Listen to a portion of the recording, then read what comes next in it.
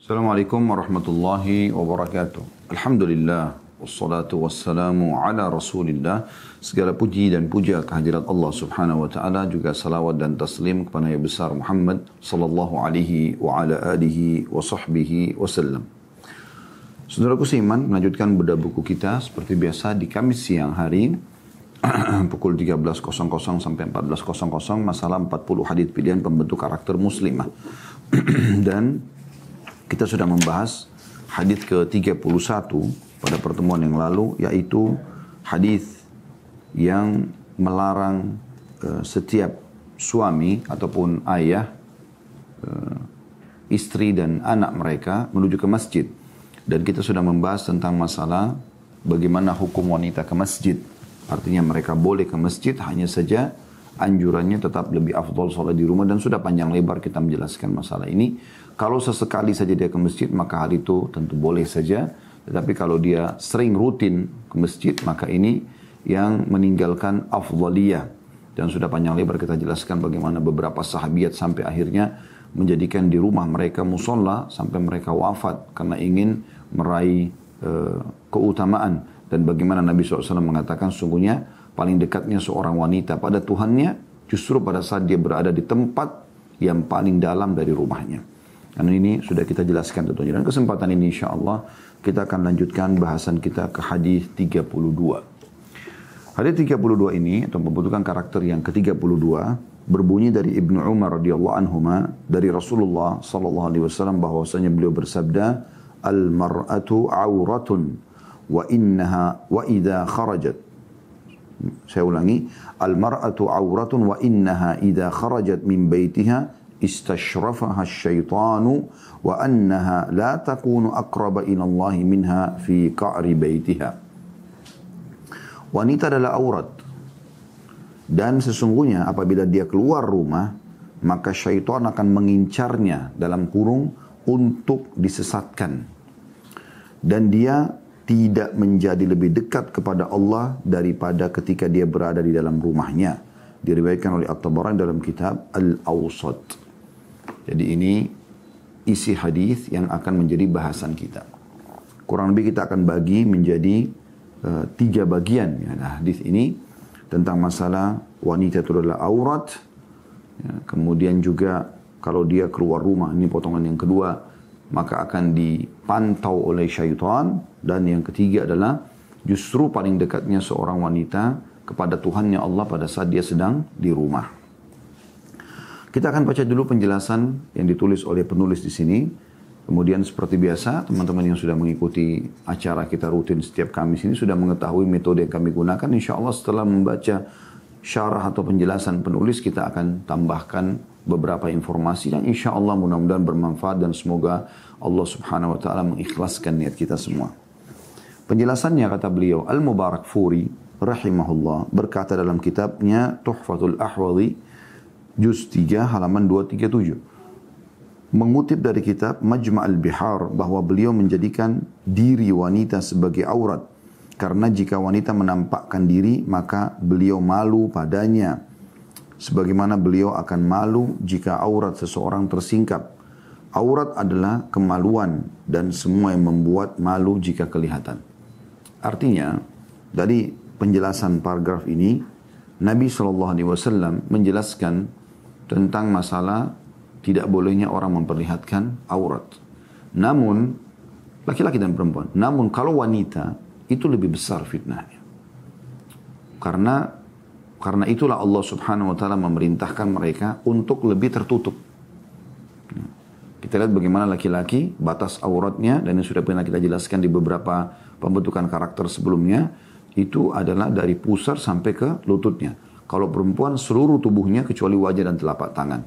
Ini pendapat, dan pendapat yang lain lagi adalah seluruhnya tubuhnya adalah aurat. Dia hanya bisa memperlihatkan matanya saja ya, untuk jalan. Karena memang dia adalah sumber fitnah. Ya. Mungkin ada bertanya, apa sih sumber fitnahnya wanita? Kenapa wanita ya dibahasakan sebagai aurat? Maka sederhana saja jawabannya. Subhanallah, fakta lapangan, kalau seandainya seorang laki-laki yang mau melakukan perbuatan zina, sementara perempuan itu menolak, maka sulit sekali terjadi perbuatan zina itu. Kecuali dengan cara yang tidak benar, misalnya, maksudnya dengan cara tanda kutip paksaan, ya, seperti pemerkosaan, ya, atau menggunakan sihir, seperti itulah. Tapi kalau normal, kapan wanita itu tidak mau, maka tidak bisa terjadi zina. Walaupun laki-lakinya setampan atau yang paling tampan di dunia. Tapi kalau kita balik teman-teman sekalian, kalau perempuan yang mau, maka umumnya terjadi. Walaupun perempuan itu jelek. Karena dia bisa menjadi fitnah bagi laki-laki. Makanya kita temukan banyak, naudzubillah, perempuan-perempuan yang tidak benar, para pelacur, tidak punya kelebihan fisik, mungkin tidak punya kelebihan paras wajah, tapi subhanallah, bisa saja banyak orang yang jadi pelanggannya. Ya. Bahkan sudah ketahuan kalau orang ini buruk, mungkin punya penyakit, mungkin segala macam, tapi tetap saja, subhanallah, banyak yang memakai wanita tersebut. Dan ini menandakan memang besarnya fitnah wanita tersebut. Ya. Besarnya fitnah wanita. Ya. Nah, ini yang dimaksud dalam hal ini. Maka Nabi SAW membahasakan wanita kalau keluar itu seperti aurat karena ini maknanya. Kata beliau pendapat lain mengatakan bahwa makna al-mar'atu aurah atau wanita itu adalah aurat adalah wanita itu memiliki aurat. Ya. Artinya ada auratnya yang harus dia jaga. Kalau makna yang pertama tadi memang dia seluruhnya aurat. Artinya dia sangat besar fitnahnya kalau dia keluar. Walaupun dia menggunakan pakaian. Ya. Makanya dalam Islam pakaian wanita betul-betul ditutup luar biasa. Longgar, menjauhi yang sudah kita jelaskan juga beberapa hadis yang lalu tentang masalah penghuni neraka wanita yang kasiyatun ariyat. Mereka menggunakan pakaian tapi seperti orang telanjang gitu kan. Ya. Ma'ilatun mumilat, mereka condong dan mencondongkan, itu memang cirinya wanita seperti itu. Oleh karena itu Islam datang menyuruh pakai baju yang lebar, menutup semuanya. Karena memang luar biasa gitu fitnahnya. Luar biasa fitnah yang bisa terjadi di tengah-tengah masyarakat. Dan berapa banyak masyarakat komunitas muslim yang menjalankan ini, setiap wanita menutup aurat, maka mereka hidup tentram, mereka hidup bahagia. Itu aja masih ada kadang-kadang yang luput. Masih ada perselingkuhan, masih ada perzinahan. Bagaimana dengan di komunitas masyarakat yang terbuka? Sekarang seorang laki-laki baru saja mungkin hubungan biologi sama istrinya. Lalu dia pamit pagi-pagi untuk pergi kerja misalnya. Begitu dia keluar dari depan rumahnya, jalan raya, sudah sekian banyak wanita yang tidak menutup auratnya. Yang ini rambutnya lurus, yang ini rambutnya pendek, yang ini rambutnya keriting, yang segala macam. Ini semuanya ya, tanda-tanda kalau dia akan terpengaruh, gitu ya. Masuk tempat kerja juga seperti itu. Dan hampir semuanya memang fitnah. Tatapan matanya, ya. Senyumannya, suaranya yang lembut, jamahan tangannya, ya. Perasaan yang dia miliki, ya. Mudah tersentuh, mudah digoda, suka dirayu. Ini semua luar biasa gitu. Makanya Islam datang, dan ini adalah syariat Allah Subhanahu Wa Taala yang lebih mengetahui tentang ciptaannya, mengontrol bagaimana agar tatanan masyarakat berjalan dengan baik. Tentu orang-orang yang tidak suka dengan Islam akan mengatakan ini adalah kolot, ini adalah aliran garis keras dan segala macam hal, karena memang mereka tidak mau Islam ini tersebar dengan baik. Mereka tidak mau itu. Mereka mau tentunya berjalan seperti apa yang mereka inginkan, hawa nafsu. Setiap wanita bisa menjadi target sasaran mata mereka, ya, lisan mereka, kemaluan mereka. Tapi Islam datang menjaga komunitas masyarakat Islam, ya, terutama dimulai dari wanitanya, agar jangan sampai menjadi masalah di tengah-tengah masyarakat.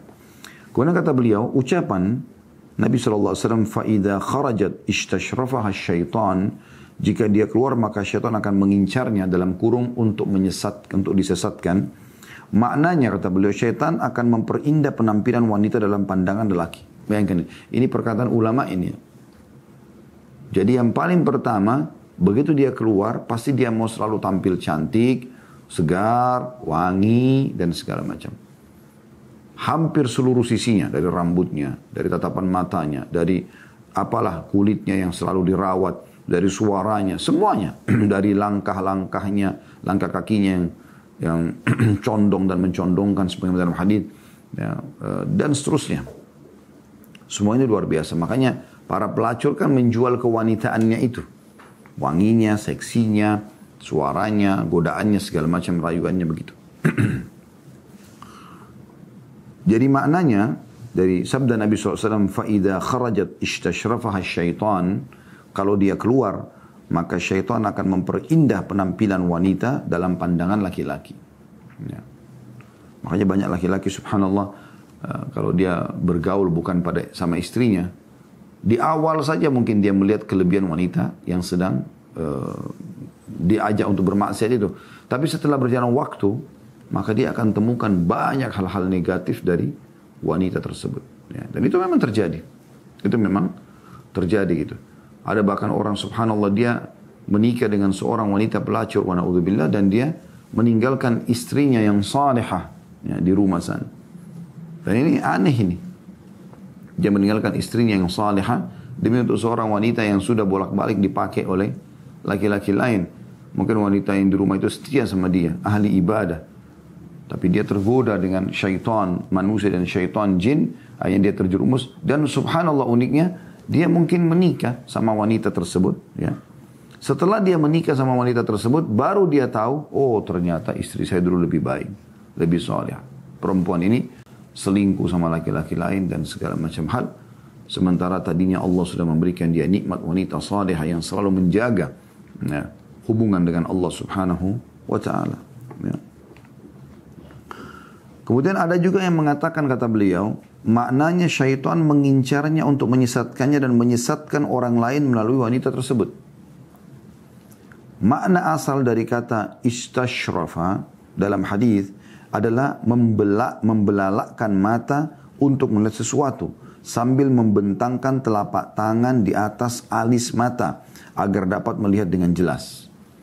Jadi kalau ada orang mau lihat sesuatu dari jauh, yang jauh jaraknya, biasanya kan orang lebih belalakkan matanya, lalu kemudian dia taruh telapak tangan di atas matanya supaya dia bisa lihat. Nah, syaitan menggunakan itu. Bayangkan, bahasa hadis ini pekah sekali. Artinya siapa saja perempuan, mau muda, mau tua, begitu dia keluar, syaitan langsung melihat dia. Pantau. Ini siapa kira-kira yang bisa sesat. Minimal orang melihatnya dengan pandangan yang haram. Artinya bahwa keluar dan tampaknya wanita dari rumah adalah kurang baik. Karena jika ia keluar dari rumahnya, maka syaitan akan memusatkan pandangannya dan mengincar wanita itu untuk menyesatkannya dan menyesatkan orang lain dengan menggunakan dirinya. Untuk menjerumuskan keduanya, si laki-laki dan perempuan, atau salah satunya pada keburukan yang besar. Atau yang dimaksud dengan kata tanda kutip syaitan dalam hadis di atas adalah syaitan dari jenis manusia fasik, dinamai demikian karena adanya keserupaan dari segi perilakunya. Jadi di sini bisa bermakna syaitan yang sebenarnya dari jin yang selalu memantau dia sehingga membisikkan dan menyesatkan. Ini makna yang paling zahir dari hadis. Atau kata beliau bisa juga bermakna syaitan dari manusia. Artinya setiap kali ada perempuan yang tampil keluar dan ada sedikit aja kelebihan dia, maka langsung syaitan-syaitan manusia ya, berusaha untuk menjadikannya sebagai mangsa, baik buat dirinya atau diperjualbelikan sebagaimana sudah kita tahu. Ya. Jadi ini bisa terjadi. Tentu kalau Anda mengatakan, kalau begitu, apakah kami tidak boleh keluar dari rumah? Bukan tidak boleh. Boleh keluar dari rumah. Siapa yang bilang tidak boleh keluar dari rumah? Para ummahatil mu'minin, ridwanullah alaihinna, para sahabat, sahabiat Nabi ridwanullah alaihinna, mereka keluar. Mereka pergi ke pasar, ya. Mereka keluar, tapi pada hajat-hajat yang darurat. Bukan setiap hari ada jadwal keluar rumah, bukan. Karena kalau setiap hari jadwal dia akan keluar rumah, maka tentu fitnahnya akan jauh lebih besar. Fitnahnya akan jauh lebih besar, gitu kan? Dan ini harus jelas ini. Ada orang subhanallah dari kayaknya tidak betah di rumahnya. Dia malah ya, berusaha untuk keluar dari rumahnya dengan cara apapun. Dengan cara apapun. Dan ini penting untuk digarisbawahi teman-teman sekalian. Sehingga akhirnya dia buang-buang waktu di luar. Harus kemana nih hari ini? Harus kemana besok? Dan kadang-kadang karena tidak adanya kegiatan yang dia tinggalkan rumahnya merupakan tanggung jawab dia, tinggalkan orang tua kalau dia belum menikah, tinggalkan suaminya, tinggalkan anaknya. Ya. Nah, yang paling sering kadang-kadang anak-anak yang ditinggal dengan alasan wanita karir dengan segala macam urusan dunianya, sehingga anak-anak diurus hanya sama baby sisternya atau sama pembantu-pembantunya yang tentu akan terdidik seperti akhlaknya pembantu tersebut. Bagaimana dia bisa berharap bisa terbentuk sebagai anak yang soleh dan soleh, sementara yang bina mereka sendiri juga orang awam yang bekerja sebagai pembantu rumah tangga misalnya, atau dibiarkan bersama dengan supir yang juga tidak jelas atau ya. Bahkan banyak sekali terjadi kemaksiatan dalam rumah antara seorang pembantu dengan anak laki-laki majikannya, atau antara seorang anak perempuan dengan supir majikannya, karena dia pikir mengisi waktu dan seterusnya. Nah, ini semua karena kesibukan orang tua, terutama wanita yang terus keluar. Padahal memang Allah menjadikan dia hamil, bukan suaminya, dia punya kasih sayang, dia menyusui, dan hampir 24 jam dari awal bayi itu lahir akan terus bersama dia sampai anak itu besar. Ya. Ini menandakan teman-teman sekalian, dia berarti Allah perlihatkan wajahnya bayi itu. Ini loh amanahku. Kita kan hanya status, saya sama istri, Anda sama suami. Ya. Sama. Hanya status. Saya juga bilang sama istri saya, kita cuma status. Saya memiliki sperma yang Allah titipkan, tuangkan di rahim, kamu punya sel telur dan kantongnya, akhirnya lahirlah anak tersebut. Kita tidak punya andil satu lembar rambutnya pun. Ini amanah dari Allah SWT. Jadi setiap ibu yang menyusui bayinya, dia harus tahu Allah perlihatkan wajah anak itu setiap hari. Dengan suka dukanya, kadang-kadang tangisannya, kadang-kadang juga dia lucu dengan tertawa, dengan tersenyum, kita terhibur dengan jalannya dan seterusnya lah. Ya. Maka itu supaya dia tahu ini amanah loh ini. Ini yang paling banyak waktu aku bersamanya. Dan pasti teman-teman sekalian, setiap wanita yang sibuk terus-menerus dalam mengurus anaknya, maka dipastikan dia akan, maksudnya di rumah ya di sini, dipastikan anak-anak itu juga akan tumbuh besar berbakti. Dan ini sudah kami saksikan sendiri. Ya. Dari keluarga kami, dari istri kami, Masya Allah, yang sibuk mengurus anak di rumah, keluar pada saat darurat saja, luar biasa. Anak-anak itu patuh pada ibunya, menjadi anak-anak yang baik, anak-anak rumahan juga ya. Itu luar biasa. Dan subhanallah, fitrah laki-laki, ya, kecuali orang yang keluar dari fitrahnya, dari sesuatu yang memang ada dasar Allah bebankan pada dirinya, itu suka dengan wanita di rumah. Setinggi apapun titelnya wanita itu, harapan suaminya pada saat dia pulang, istrinya sudah di rumah, sudah dandan, sudah masak, temani dia makan, temani dia biologis. Memang sudah begitu fitrahnya. Cuma banyak wanita mendobrak fitrah itu. Mereka tidak mau menjadi seorang wanita rumahan, dan menganggap, masa sih saya harus jadi rumahan, sementara saya sudah sarjana, sementara saya secantik ini, sementara saya semampai ini, dan seterusnya.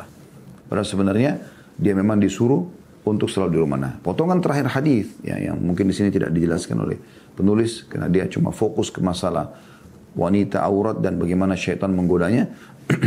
Maka ada potongan hadis, dan paling dekatnya seorang wanita kepada Tuhannya justru pada saat dia di rumahnya. Jadi makin Anda di rumah wahai muslimah, maka berarti makin Anda dekat dengan Allah Azza wa Jalla. Ini penting sekali. Apa yang lebih mahal bagi seorang muslim dan muslimah pada saat dinyatakan dia paling dekat dengan Tuhannya? Ya. Mungkin seorang laki-laki dekat dengan Tuhannya pada saat dia sedang di masjid, di luar rumah. Dan memang laki-laki disuruh di luar rumah. Memang laki-laki disuruh di luar rumah. Ya. Seperti misalnya sholat berjamaah, ya. Berjihad, mencari nafkah, ngantar jenazah, kan semua tugas laki-laki. Kalau perempuan tidak, memang di rumah, gitu kan? Memang di rumah. Maka memang Allah sudah ciptakan seperti itu. Sering saya bahasakan, kami laki-laki tidak butuh sebenarnya hand body, tidak butuh sunblock, tidak butuh sebut, karena memang Allah ciptakan kulit ini memang untuk menghadapi semua itu. Wanita keluar sedikit, maka panas sedikit sudah berpengaruh. Ada yang iritasi, ada yang segala macam. Begitu juga dengan dengan hal-hal yang lain lah ya, hal-hal yang lain. Mungkin karena panas akhirnya rambut rontok karena ini dan segala macam masalah yang terjadi. Semua itu sebenarnya secara fitrah membawa dia kepada lebih baik kau di rumah. Ya, seperti itulah. Jadi kalau tidak darurat wahai saudariku, jangan keluar dari rumah. Baik. Kita akan tambahkan informasi teman-teman pada kesempatan ini dengan masalah bahasa wanita itu aurat atau bisa saja menjadi sumber fitnah. Nah, ini mungkin yang coba kita akan tambahkan informasinya pada kesempatan ini, selain daripada apa yang sudah dipaparkan tadi tentunya. Baik teman-teman sekalian, yang pertama sekali, yang perlu digarisbawahi dulu, kita bicara tentang wanita dan kepribadian wanita. Wanita Allah subhanahu wa ta'ala ciptakan, fitrahnya memang di rumah. Itu penting dulu. Ini selalu jadikan sebagai judul hidup Anda. Sehingga jangan keluar kecuali darurat. Ini inti daripada bahasan kita sebenarnya. Gitu kan? Nah cuman memang, kita akan bahas dulu sebelum panjang lebar tentang masalah fitnah di luar rumah yang terjadi. Apa yang dibahas dalam hadis. Saya juga ingin menyinggung di sini tentang masalah hati-hati wanita yang di rumah pun tetap tidak lepas dari godaan syaitan. Ya. Tetap tidak lepas dari godaan syaitan. Dan ini terjadi. Harus hati-hati sekali. Wahai muslimah yang sudah coba menerapkan hadis Nabi SAW lebih suka di rumah, wanita rumahan, tetap harus hati-hati. Jangan telat sholat 5 waktunya. Jangan durhaka pada orang tua. Jangan durhaka pada suami. Ya, kalau sudah menikah. Jangan bengkalaikan tugas-tugas di rumah walaupun sudah di rumah. Karena ada juga wanita di rumah tapi dia malas-malesan. Dia nggak mau urus anaknya. Gendong anaknya dia nggak pernah sama sekali. Mungkin mencium anaknya pun jarang. Sibuk dengan handphone terus. Gitu kan. Sehingga anak datang, sudahlah nak, sana sama mbak, sana sama mbak. Selalu dialihkan kepada pembantu. Lalu apa yang ditanamkan di benaknya anak ini? Tertanam apa? Dia mengatakan, oh berarti saya memang harus hidup sama mbak. Maka semua sikapnya pembantu rumah tangganya itu yang diciplak oleh si anak tadi. Harusnya bertakwa kepada Allah SWT. Dia harus menjadikan anak ini seperti dia. Saya melihat setiap muslimah yang sukses dalam mendidik anaknya, terutama anak perempuan kita bicara ya. Itu adalah pada saat dia pakai baju apa, anak gadis di sebelahnya pakai baju yang sama. Minta seperti ibunya. Ibunya duduk seperti apa, dia contohi seperti itu. Dia ikutin. Sayangnya, poin ini jarang sekali terjadi pada wanita-wanita salihah.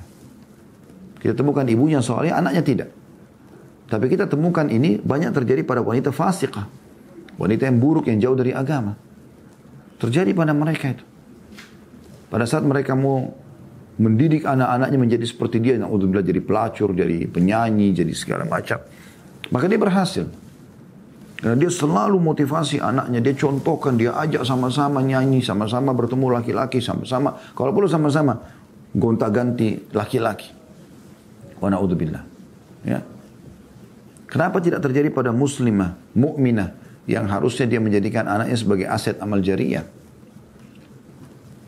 Itu juga penting teman-teman sekalian. Kalau Anda belum menikah, jangan pernah langkahi kedua orang tua. Kesempatan di rumah, layani semuanya. Makannya, minumnya orang tua, bantu ibu masak di dapur, bantu bersihin rumah. Ya, pada saat ayah datang, duduk, ngobrol, bertanya hal-hal yang perlu ditanya dari pengalaman-pengalaman hidup, dari cerita-cerita yang baik. Apalagi kalau ayahnya faham agama, mungkin bisa belajar agama dengan ayahnya. Kemudian juga membatasi pergaulan-pergaulan. Karena dalam rumah juga ada orang, karena sekarang medsos sangat luar biasa. Mereka tidak mengontrol itu. Mereka tidak mengontrol pergaulan. Sehingga akhirnya di rumah tapi tetap rusak. Ya. Bahkan kadang-kadang lebih rusak daripada di luar rumah. Karena dia di luar rumah, sekali keluar langsung buat masalah besar gitu. Karena terpengaruh dengan medsos yang bisa merusak pribadi dia. Hanya kenalan sama lawan jenis, janjian di luar, sekali langsung terjadi perzinahan. Wa na'udzubillah, dan hamil di luar nikah dan seterusnya. Kan? Kalau dia punya suami, dan ini perlu digarisbawahi, maka dia wajib untuk selalu berbakti juga dengan suaminya. Sebagaimana dia berbakti pada kedua orang tuanya sebelum menikah, maka setelah menikah itu. Dan hati-hati wahai muslimah. Suamimu adalah surga atau nerakamu. Ini sabda Nabi SAW kepada bibinya Imran bin Husain radhiyallahu anhu ajma'in. Dia datang kepada Aisyah radhiyallahu anha, kemudian dia cerita tentang keburukan suaminya. Kebetulan Nabi SAW lewat, lalu Nabi SAW mengingatkan, hati-hati. Dari tadi Nabi dengarin dia cerita tentang keburukan suaminya. Ya. Suamimu adalah surgamu atau nerakamu. Hati-hati sekali. Tidak boleh salah di sini. Salah sedikit yang dia masalah besar. Saya kasih contoh-contoh kecil teman-teman. Wahai muslimah. Wahai istri. Wahai istri. Dengarkan baik-baik ini. Banyak sekali istri. Subhanallah. Masuk dalam hadis Nabi SAW. Yang Nabi SAW mengatakan, aku diperlihatkan neraka. Ini beliau bicara di depan hampir seluruh sahabiat Nabi di Madinah hadir. Seluruh wanita pada saat itu hadir. Hampir seluruhnya hadir. Nabi SAW mengatakan, aku diperlihatkan penghuni neraka paling banyak dari kalian. Maka seorang sahabat yang beriman mengatakan, ya Rasulullah, kenapa kami? Ada apa dengan kami gitu? Kenapa kami? Kata Nabi SAW, karena kalian kufur. Ada beberapa riwayat disebutkan, apakah kami kufur kepada Allah? Kata Nabi SAW, bukan. Tapi kufur terhadap kebaikan suami. Ini selalu saya ingatkan teman-teman, karena banyak muslimah masuk ke neraka, kena siksaan siksaan kubur, justru karena suaminya. Dan sebaliknya, kalau dia baik dengan suaminya, santun, ramah, dia bersabar, sehingga dia pada saat meninggal suaminya ridho, merasa kehilangan, dijamin surga. Bayangkan itu. Banyak hadis kata Nabi SAW, wanita manapun yang menjaga 5 waktu sholatnya, berpuasa Ramadannya, melayani dengan baik suaminya, kecuali pada saat meninggal masuk dari 8 pintu surga, dia boleh pilih yang mana dia mau masuk. Ini luar biasa ini. 3 resep kata kuncinya. Ya. Sholat 5 waktu, tidak disebutin sholat sunnahnya. Puasa Ramadan, tidak disebutin puasa sunnahnya. Melayani suami. Satu orang itu. Ibu cuma punya satu suami. Nggak boleh poliandri kan. Beda laki-laki bisa poligami. Nggak boleh poliandri. Satu suami. Layani dia dengan baik. Kejar surga Allah dari satu orang itu. Nggak usah lagi lihat fisiknya. Dan hati-hati. Jangan banyak tontonan-tontonan yang membuat nanti Anda durhaka pada suami. Nggak boleh. Tinggalkan sudah. Tutup mata Anda kecuali dari suami Anda. Sehingga suami itu selalu tampan. Selalu laki-laki yang terbaik di mata Anda. Yang membuat orang tidak mau berterima kasih kepada Allah SWT ini. Justru karena banyak lihat laki-laki tampan. Oh ini bule, oh ini. Dan segala macam artis ini. Dan tentu beda sama suaminya. Gitu kan. Kecuali yang Allah berikan suami yang Masya Allah super ganteng. Tapi kan banyak kan tidak. Makanya dia tidak mau lagi melayani suaminya. Merasa, suami saya ini terlalu gemuk, pendek lah, kepalanya botak lah, kulitnya hitam lah. Karena kenapa? Karena matanya selalu liar. Ciri bidadari surga tidak liar matanya. Fokus kepada suaminya saja, itu ciri mereka. Dan harusnya Anda menjadi seperti para bidadari di surga. Ini penting kan gitu. Jadi bagaimana fokus kepada suami tersebut? Satu orang saja. Kita sudah bisa mendapatkan. Dalam hadis yang lain kata Nabi SAW, istri wanita manapun yang meninggal suaminya ridho, merasa kehilangan, kecuali pasti dijamin masuk surga. Sebaliknya kata Nabi SAW, 3 golongan tidak akan diangkat dari atas kepalanya saja. Amal wajib dan amal sunnah. Tidak diterima sama Allah. 3 golongan ini. Salah satunya adalah istri yang suaminya marah padanya. Subhanallah, dalam hadis ini tidak disebutkan anak pada orang tuanya loh. Pertanyaan sederhana. Lalu kenapa suami Ustaz? Ada apa dengan suami? Masa suami sampai mengalahkan kedudukan ayah? Ya, kalau ayah Anda, dia pemilik sperma. Alami dia punya rasa sayang dengan Anda. Alami. Saya sekarang mencintai anak saya. Wajar, karena ini anak saya. Bagian daripada saya. Membawa nasab saya. Terjadi interaksi biologis dengan ibunya. Kemudian akhirnya lahir anak tersebut. Itu alami. Itu biasa.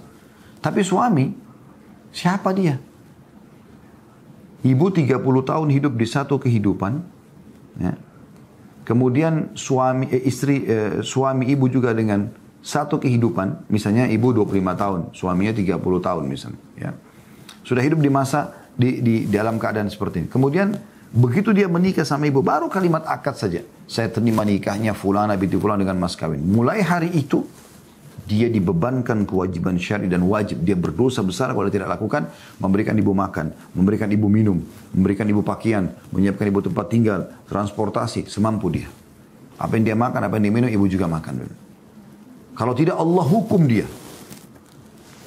Kalau mau dipikir-pikir secara akal saya teman-teman. Saya sekarang sebagai suami. Saya yang setengah mati bekerja. Ya. Setiap hari keluar dari jam sekian sampai jam sekian. Dengan suka dukanya tempat bekerja. Dengan suka dukanya bisnis. Ya. Kalau kami di alam dakwah, dengan suka dakwah. Kemudian kami ada nafkah yang alhamdulillah kami kumpulkan. Lalu kemudian kita berikan ke istri misalnya kebutuhan dia 1 bulan. Dia tinggal apa? Makan, minum, menggunakan fasilitas AC, kamar mandi, segala macam.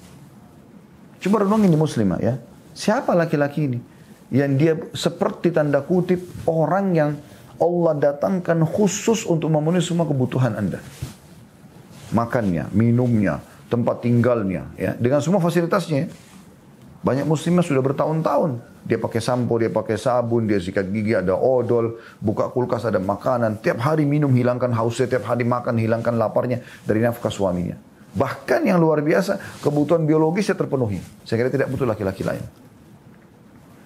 Lalu kemudian dengan sedikit suami telat, dengan sedikit kecewa pada suaminya, sudah muka cemberut, tinggalkan kamar, nggak mau layani suami, bentak-bentak, marah-marah, mau mengajukan perceraian. La haula wa la quwata illa billah.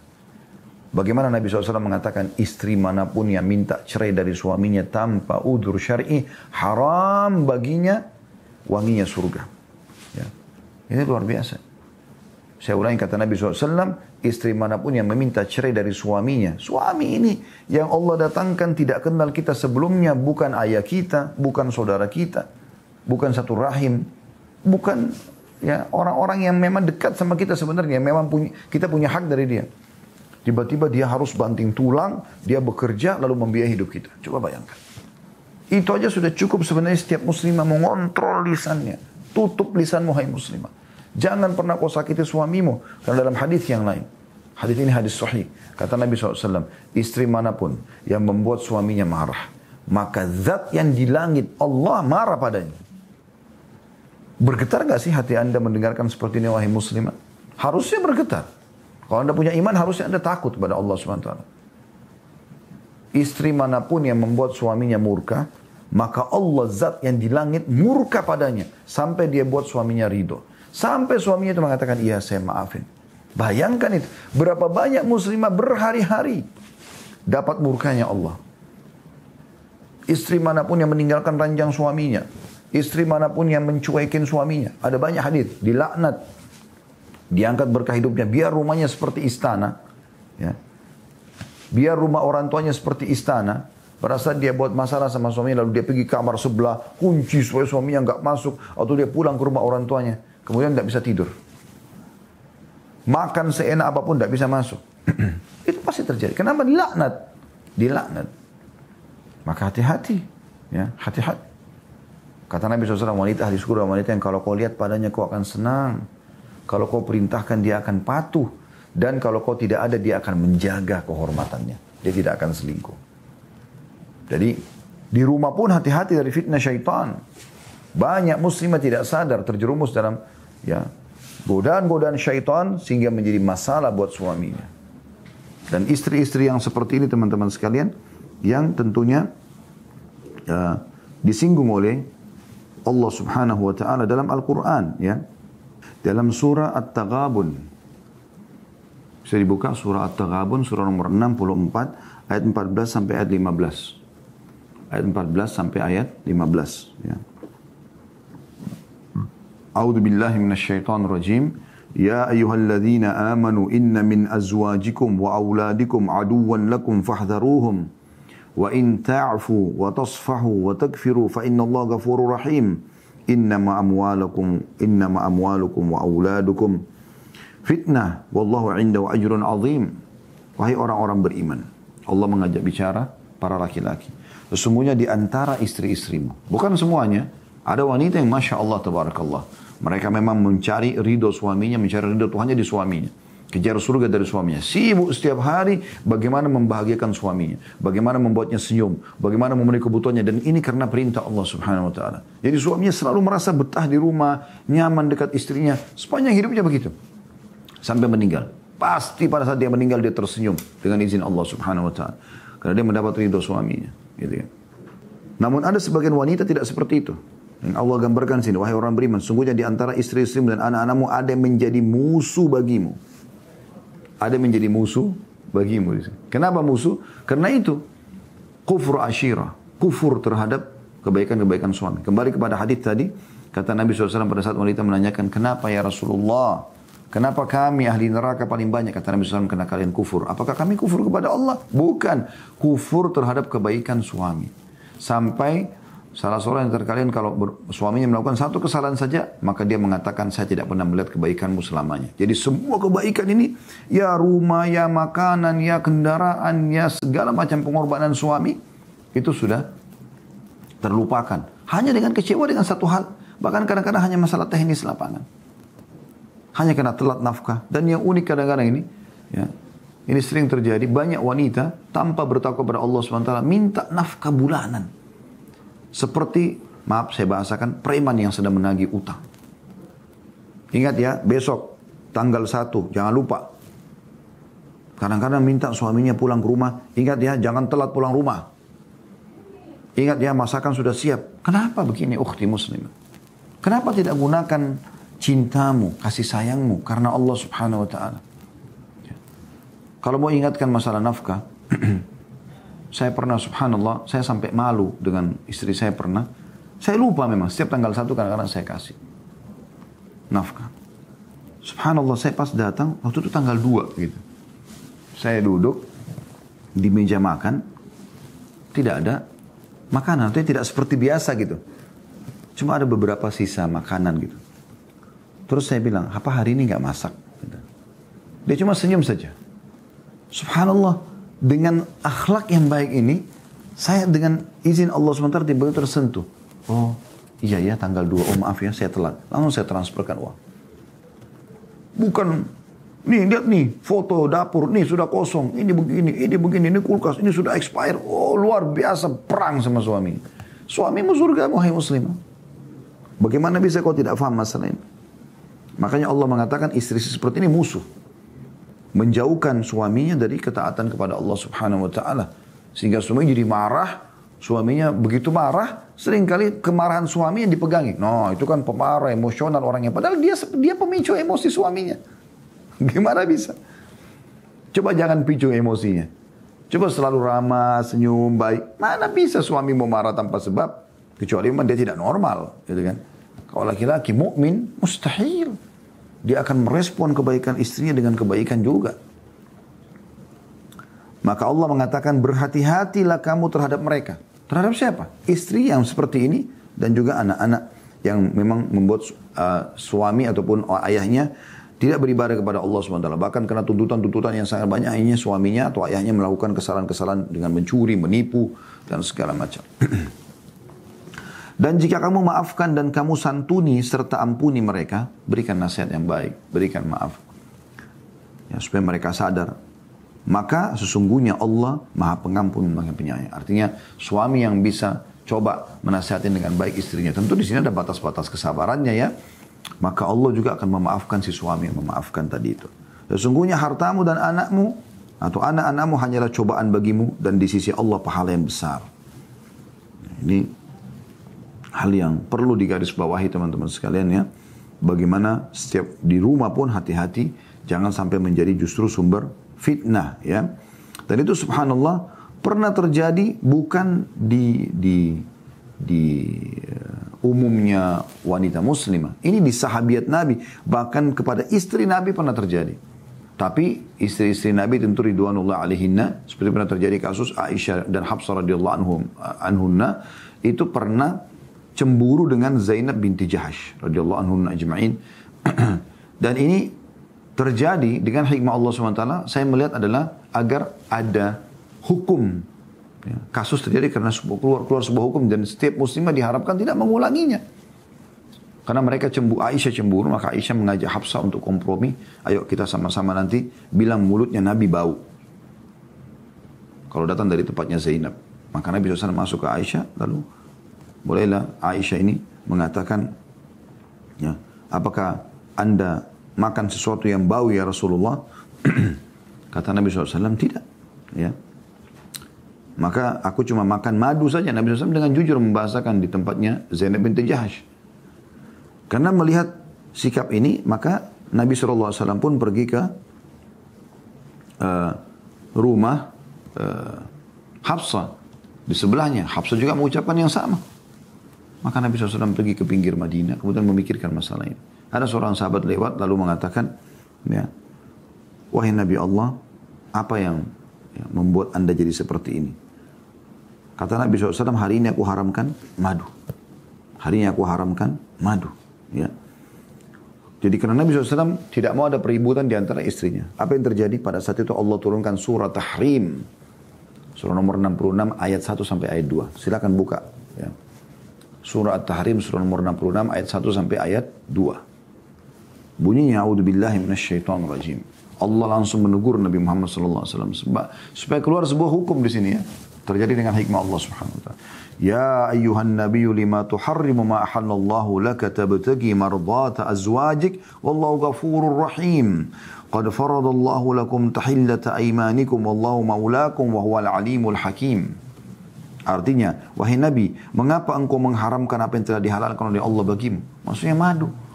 Hanya karena kau makan di rumahnya Zainab binti Jahash, hai Nabi. Kemudian istri yang lain cemburu lalu kemudian kau haramkan madu? Kan berarti bisa jadi haram buat semua umatnya, gitu kan? Engkau ingin menyenangkan hati istri-istrimu? Tanda tanya. Dan Allah Maha Pengampun, Maha Penyayang. Artinya, kau keliru, maka jangan sampai terulang. Sungguh Allah telah mewajibkan kepadamu membebaskan diri dari sumpahmu. Dan Allah adalah pelindungmu dan Dia Maha mengetahui dan Maha bijaksana. Artinya membayar kafarah terhadap sumpah tersebut, ya. Itu dendahnya. Jadi ini terjadi. Dan ini terjadi sebagaimana saya katakan tadi, bukan kita bersangka buruk pada ummahatil mukminin ridwanullah alaihinna.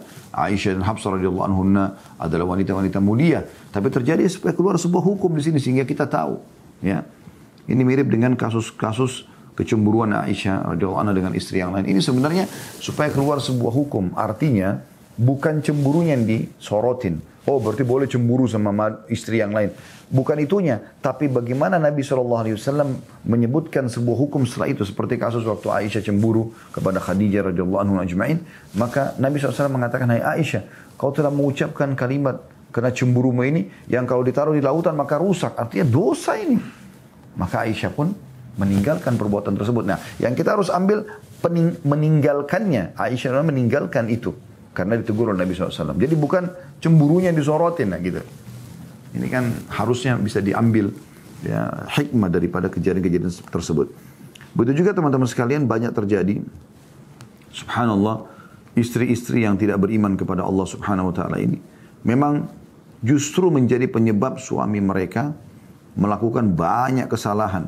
Ya, di antaranya mereka, ya, durhaka sama orang tuanya. Ya. Anda istri, setelah Anda menikah, kewajiban taat pertama pindah ke suami. Orang tua, ayah dan ibu jadi nomor 2. Tapi suami Anda, wahai muslimah, karena kita sedang bahas tentang masalah muslim. Tapi suami Anda, wahai muslimah, tidak seperti itu. Suami Anda tidak seperti itu. Dia tetap wajib bakti sama ibunya, bahkan ibunya didahulukan daripada Anda. Kapan Anda sebagai seorang istri justru mendukung suami? Ayo kita ke rumahnya ibu yuk, ayo kita ke rumahnya mama yuk. Sudah lama nih nggak kesana. Ajak dia supaya silaturahim, Anda akan panen pahalanya. Kata Nabi SAW, siapa yang ingin dipanjangkan umurnya, diluaskan rezekinya, maka hendaknya dia menyambung hubungan silaturahim. Menyambung hubungan silaturahim. Ya. Ini penting untuk garis bawahi, gitu kan. Dan jangan sebaliknya, banyak muslimah tidak seperti itu. Mereka justru menjadi penyebab durhaka. Pilih saya atau ibumu. Kok ke rumahnya ibu terus sih? Ya, seperti itu. Jadi akhirnya dia masuk dalam firman Allah Subhanahu wa taala yang mengingatkan agar tidak boleh sama sekali memutuskan silaturahim.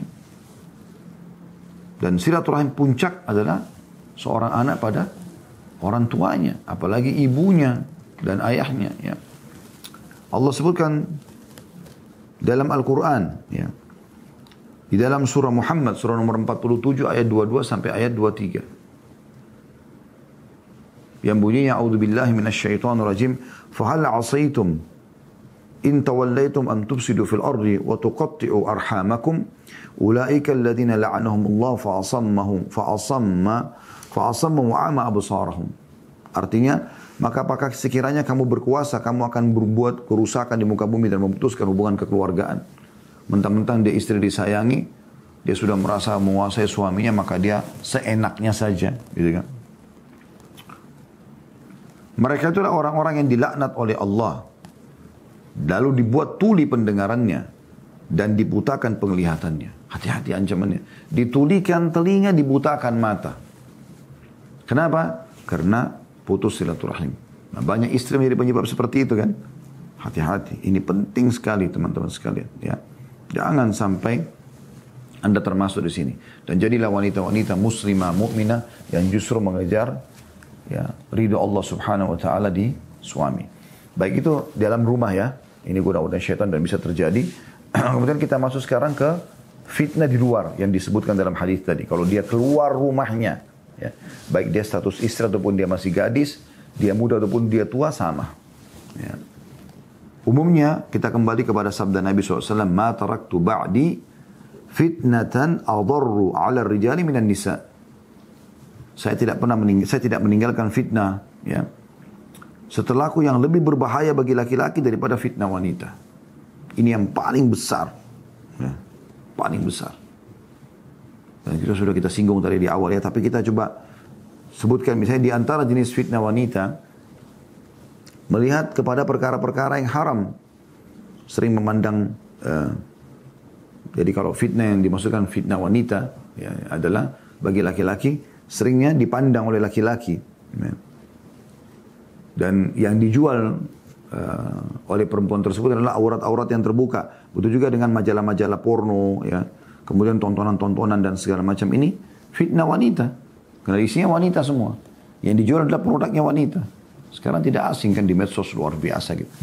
Bahkan orang sekarang bisa online, bisa video call, bisa segala macam. Dan dia menari-menari, memperlihatkan auratnya, menunjukkan bagaimana kalau dia makhluk biologis dan segala macam. Semoga Allah selamatkan umat ini dari semua fitnah-fitnah seperti ini. Ya. Dan ini sudah ditegur oleh Nabi SAW. Fazinatul ainaini nazar. Dan ketahuilah mata juga bisa berzina dengan melihat sesuatu yang haram. Dan ini termasuk fitnah wanita. Wanita yang dijual. Ya. Sementara Allah Subhanahu wa taala mengingatkan dalam surah An-Nur, surah nomor 24 ayat 30, A'udzu billahi minasyaitonir rajim, qul lil mu'minina yaghuddu min absarihim wa yahfazu furujahum, dzalika azka lahum innallaha khabirum bima yasna'un. Katakanlah kepada laki-laki yang beriman agar mereka menjaga pandangannya dan memelihara kemaluannya. Yang demikian itu lebih suci bagi mereka. Sungguh Allah Maha mengetahui apa yang mereka perbuat. Artinya fitnah wanita di luar rumah adalah penyebab yang banyak menjerumuskan laki-laki pada kesalahan. Oleh karena itu, dia tidak boleh keluar rumah sembarangan, apalagi terbuka auratnya. Dan bagi laki-laki juga, kalaupun dia menghadapi wanita seperti ini, dia harus turunkan pandangannya. Kemudian juga termasuk yang menjadi ya, umumnya ya, fitnah-fitnah kalau di luar rumah, selain pandangan mata, gitu kan, juga ikhtilat atau bercampur baurnya, laki-laki sama perempuan. Ini umum bisa terjadi kalau di tempat umumnya karena kita pasti dua lalang dan segala macam. Ya, tapi ikhtilat ini membuat kalau banyak sekali terjadi akan sangat mudah terjadi pelanggaran-pelanggaran atau pelecehan, gitu kan. Tidak asing kadang-kadang ada wanita lagi antri, kemudian sengaja dilecehkan atau di kereta api, di bus, di kendaraan umum, gitu kan. Apalagi dengan pakainya yang seksi segala macam itu akan menggoda laki-laki kan. Dan Allah SWT sudah mengatakan dalam Al-Quran, A'udzubillahi minasyaitonir rajim, zuina lin-nasi hubbus syahawati minan nisa. Al-ayah artinya Allah telah menghiasi di jiwa laki-laki hub, rasa suka, syahwat, diikuti dengan syahwat. Ada syahwat laki-laki itu. Ya. Berapa banyak terjadi subhanallah wanita menggunakan baju-baju seksi akhirnya diperkosa. Yang ganggu dia laki-laki berhidung belang. Laki-laki baik-baik tentu akan menghindar. Ya. Menurunkan pandangan sebagaimana tadi kita bacakan. Tapi laki-laki hidung belang tidak akan seperti itu. Akan menggoda Anda. Dan pada saat terjadi penolakan, yang terjadi adalah dua hal bisa terjadi. Diperkosa secara paksa. Ya. Dia mengatur makar wa na'udzubillah. Dan ini setan tidak akan tinggal diam. Setelah perkosa itu yang paling sering terjadi dibunuh. Supaya hilang jejak. Kemudian yang kedua menggunakan sihir. Dan akhirnya terpaksa ya suka dengan laki-laki tersebut karena ini semua karena bermula dari aura terbuka. Kalau wanita pakai cadar, pakai hijab syar'i, apanya mau diganggu gitu? Ya. Artinya kecil sekali kemungkinan dia akan, yang umumnya orang akan menghormatinya gitu kan. Nah jadi bercampur baur ini, apalagi kalau sampai khalwat, berduaan aja. Nah ini juga bisa berbahaya ya. Kemudian juga seringnya melakukan banyak hal lah yang akhirnya membuat terjadi terbuka dan menjadi fitnah gitu. Kemudian lebih jauh daripada itu adalah bersentuhan. Ya. Apakah salaman, apakah pelukan, apakah ciuman, ya, itu bisa terjadi juga ya. Itu juga menjadi fitnah dari wanita. Dan puncak-puncaknya adalah perzinahan. Puncak-puncaknya itu. Ya. Makanya Allah mengatakan dalam Al-Quran, "A'udzu minasyaitonir wa la taqrabuz zina," dan jangan dekati zina. Maka syaitan selalu punya target. Setiap kali laki-laki memandang sebuah titik di tubuh wanita ini, maka yang terjadi akan syaitan hiasi di situ. Matanya, kalau matanya tidak bagus ke hidungnya tidak bagus ke bibirnya, senyumnya, giginya, apa saja, supaya dia nyantol. Kalau dia tidak berhasil terjerumus pada saat itu, maka mungkin satu waktu ketemu lagi sama orang itu, dia akan selalu bayangkan masalah itu.